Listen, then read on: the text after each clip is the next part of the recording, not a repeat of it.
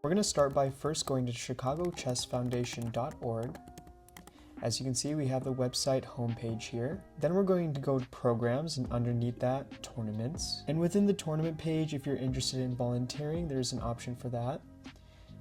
And you can see here we have the tournament dates. So let's go to our next one at Lane Tech.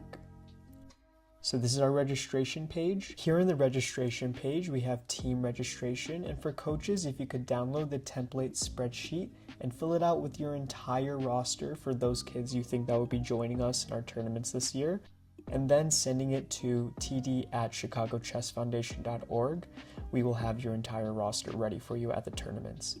Next, we have individual registration, where we need to put the student's first and last name, selecting their grade, and then their section, and then their school name, the city in which the school is in, and any buy requests that you might have during the tournament. And this is especially important for parents to fill out their first and last name, email, and phone number. This will be used as an emergency contact. After clicking submit, you will receive a confirmation thanking you for your registration. And that's all you need for individual registration. We hope to see you at our next tournament.